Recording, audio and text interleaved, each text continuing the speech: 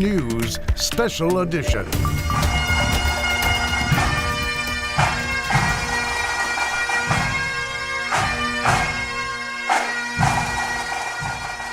Jeremy was my everything. Those of you that knew him are definitely thinking, amen. Mine too. Because that's just who he was.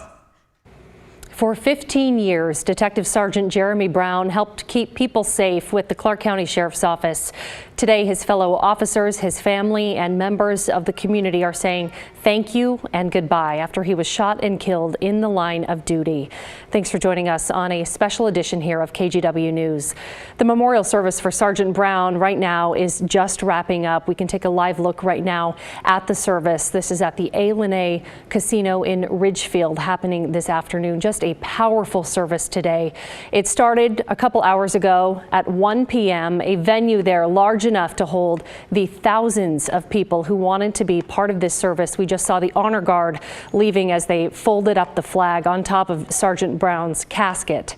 His family and fellow deputies have been there sharing stories about him and the things that they will remember the most. Now, the tribute to honor Sergeant Brown started with a somber procession to Ridgefield this morning. Dozens of emergency vehicles from Clark County and other agencies made their way through Vancouver throughout the morning as people paid their respects along the way. The procession started in front of Clark College in Vancouver, traveled along East Mill Plain, and then on to I-5, where it ended at the A. Resort in Ridgefield for that memorial service. Since Sergeant Brown's death, tributes have just poured in. The Sheriff's Office says it is so grateful for the support from the community and that Sergeant Brown's loss has been overwhelming. Well, today hundreds are finding comfort, sharing that grief and in the words from those who knew him best. Our Brittany Falkers is here with some of the tributes for Sergeant Brown. Brittany. Ashley, it was an emotional service and it was filled with tearful tributes, heartfelt stories, all about a man who those closest to him say treasured his faith and family above all else. Members of law enforcement and the community filled that room honoring Sergeant Jeremy Brown. Uniformed officers ushered in Brown's family, saluting them as they walked towards his casket, shrouded in the American flag. Bagpipers then played, making their way down the aisle. The service paid tribute, and that's what it really was, tribute to Sergeant Brown, the Marine and law enforcement officer, but also to the man behind the uniform. His love of nature, especially time out on the water, was mentioned by multiple people and illustrated by a kayak placed near his casket. He was a dad, a grandpa of 7, and a husband. His family talked about Brown's humor, humility, and leadership in every aspect of his life. Jeremy was my everything. Those of you that knew him are definitely thinking, amen. Mine too. Because that's just who he was. The most sincere, honest, loyal, loving, and driven man that one could ever know. Over the past week, I've heard so many remarkable stories about my dad. Stories I wish I heard before this happened. I knew what he did and where he went each day, but somehow I had a hard time acknowledging what that actually meant. What a risk he knowingly took every single day. My dad was a hero, not just for the fact that he has lost his life in the line of duty, but for all the things that he did and was in the course of that duty.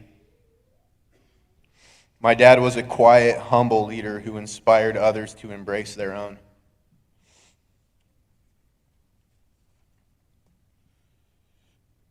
Greatness.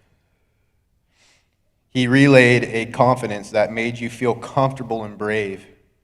I remember as a kid my dad telling me that Brown was a common name, but that he would make sure we made a mark, that we were remembered. And here we are. The venue for today's service, A can seat about 3,000 people, which was very important. The Clark County Sheriff's Office says law enforcement agencies from as far away as New York and Florida expressed interest in coming.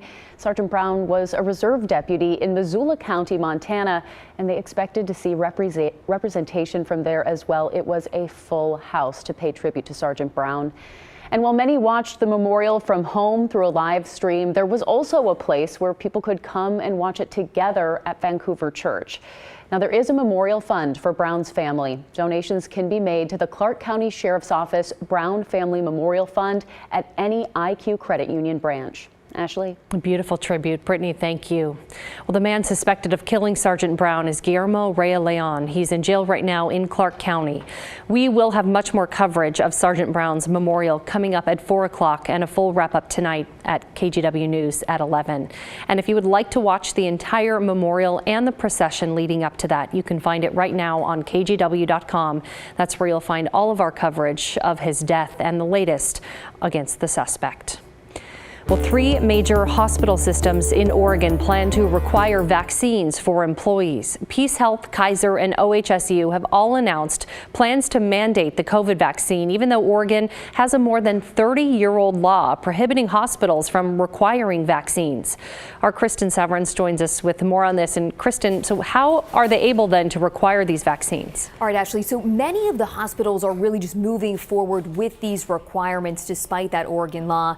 We know that Governor Kate Brown supports hospitals being able to have the choice. She told me that in an interview last week, but there has been no official announcement from her office or from the Oregon Health Authority that, would really allow hospitals to do that. Again, at least 3 hospitals are going ahead and requiring the COVID vaccines, though for employees anyway, saying that this is a public health crisis. The latest is the Vancouver-based Peace Health. The hospital system has 16,000 employees and 4 hospitals in Oregon. They are allowing some medical exemptions, but said that they hope that these exemptions are few and far between.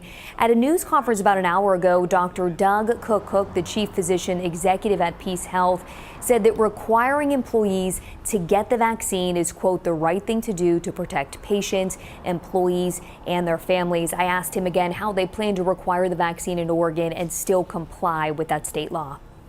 It's a good question. I think that law is certainly a barrier. I think we're looking at this as a public health emergency. We're hoping to have some support from our government officials in sort of being able to implement these standards. We are calling this a requirement. There are ways for there to be a medical exemption. So we think this is the right thing to do, and we're doing our best to move forward with it. So Kaiser and OHSU also said they will be, requiring the vaccine.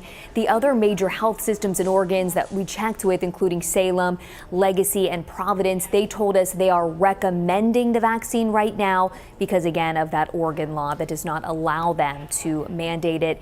Peace Health said that right now 80% of their employees are vaccinated. Again, they have 16,000 employees total. And Ashley, we will just continue to follow this story as really these mandates become more and more popular. I think we're going to be talking about this in the days to come. Oh yeah, lots of questions there, Kristen. Thank you. Well, customers in some bars and restaurants will need to show ID and a COVID vaccination card. Many are requiring proof of the vaccine before letting people in. The idea is taking hold in cities like San Francisco. Some businesses in Portland are also participating, including a bar and music venue called Misdemeanor Meadows. We lost a very small percentage of our regulars that were not vaccinated, but that's their choice and this is our choice. Misdemeanor Meadows says they are happy with their decision despite negative reviews. Another Portland business, Paymaster Lounge, stopped checking for vaccination proof after they were criticized. Well, nearly a year and a half into the pandemic, Oregon is still struggling to address a massive backlog in rent assistance.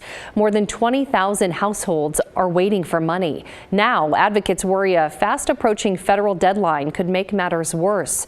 Maggie Vespa joining us with this. And Maggie, the deadline is September 30th. So why is there fear surrounding this? Yeah, so the fear is that the feds basically after that date could take the money back and possibly give it to a state who's basically made more progress getting rent assistance out the door to renters. Now, states across the country are scrambling to get this federal aid into renters' hands. Here's the thing. This money came with a deadline courtesy of the U.S. Department of Treasury. And basically, if any state fails to dole out at least 65% of their rent assistance funding by September 30th, the feds could take that money back and give it to a state who's further along. So how is Oregon doing? Well, you can see after months of work, officials here have allocated about $11.6 million to renters. That's out of $204 million total. So it's roughly 5%. Washington, by comparison, has allocated about 11% of their funding. So looking at the numbers and at this timeline, advocates are worried about that federal deadline. How worried are you that they would actually take that money back? I don't know that I've had a clear answer on that. I do think that we need all of that funding to help Oregonians, and we can't lose any of it. We know the fear is very real. If we need to take additional steps, we absolutely will do that. We are in the space of needing to be flexible, and state government and our partners needing to rise to the occasion.